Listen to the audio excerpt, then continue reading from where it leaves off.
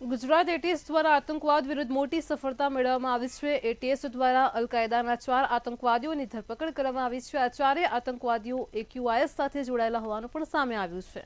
તો એટીએસે નકલી ચલણી નોટ મોડ્યુલનો પર્દાફાશ કર્યો હતો। શું છે આ સમગ્ર મામલો? શું એક ખાસ રિપોર્ટમાં। આતંકવાદ વિરુદ્ધ ગુજરાત એટીએસ દ્વારા મોટી કાર્યવાહી કરવામાં આવી છે। ગુજરાત એટીએસ દ્વારા આતંકવાદી મોડ્યુલનો પર્દાફાશ કરવામાં આવ્યો છે। આતંકી સંગઠન એક્યુઆઈએસ સાથે સંકળાયેલા મોહમ્મદ ફરદીન, સૈફુલ્લા કુરેશી, મોહમ્મદ ફેક રિઝવાન, જીશાન અલી સહિત 4 વ્યક્તિઓની ધરપકડ કરવામાં આવી છે। આરોપીઓ આતંકી સંગઠન એક્યુઆઈએસ સાથે સંકળાયેલા છે અને તેઓ સોશિયલ મીડિયામાં યુવાનોને આતંકી સંગઠન એક્યુઆઈએસ સાથે જોડાવા માટે પ્રેરિત કરતા હતા। તેવામાં ગુજરાત એટીએસે બાતમીના આધારે તમામને ઝડપી પાડ્યા છે। સૌથી પહેલા જે અમદાવાદ ફતેવાડીમાં રહેતા ફરદીનને ડિટેન કરવામાં આવેલ। આને પાસેથી અલ-કાયદાથી રિલેટેડ ઘણો બધો લિટરેચર પણ મળી આવેલ। સાથે સાથે હાલમાં જ એના દ્વારા એક તલવાર પણ પ્રોક્યોર કરવામાં આવેલી હતી, એ પણ એનાથી સીઝ કરવામાં આવેલી।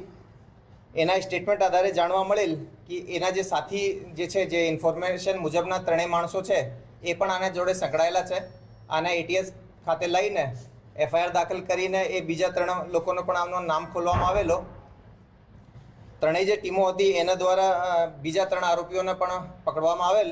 જ્યારે મોડાસામાંથી આતંકી યુવકની ધરપકડ પછી આતંકી સૈફુલ્લા કુરેશીના ભાઈનું નિવેદન સામે આવ્યું। આતંકી સૈફુલ્લા કુરેશીના ભાઈએ જણાવ્યું હતું કે રાત્રે ઘરે આવ્યા પછી 2 કલાક ફોન વાપરતો હતો। ફોનમાં એ શું કરતો હતો તેની અમને કોઈ જાણ નથી અને એની પ્રવૃત્તિ મામલે પરિવાર અજાણ છે। હું ને મારો ભાઈ એક સંગાતે જોઈન્ટ ફેમિલીમાં રહીએ છીએ, પણ અમને કશી ખબર નથી એ ફોનમાં શું કરતો હતો શું નહીં, બરાબર। તો અમને તો કંઈ જાણ નથી એ શું કરતો હતો કે શું નહોતો કરતો।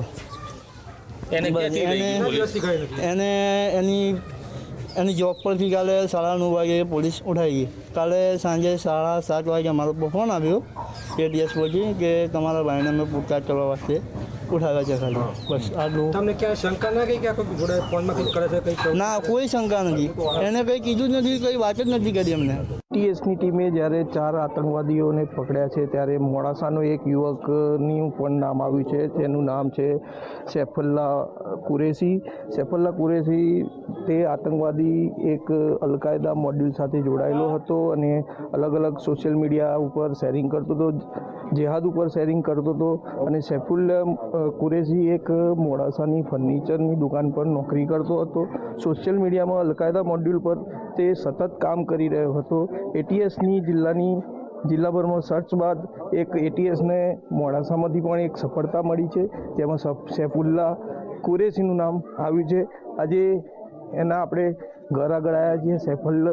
સૈફુલ્લા કુરેશીના ઘરના દ્રશ્યો તમે જોઈ રહ્યા છો અને સૈફુલ્લા કુરેશીને ધરપકડ કરી છે અને એટીએસે આગળની કાર્યવાહી હાથ ધરી છે। અમિત ઉપાધ્યાય, મંતવ્ય ન્યૂઝ, અરવલ્લી।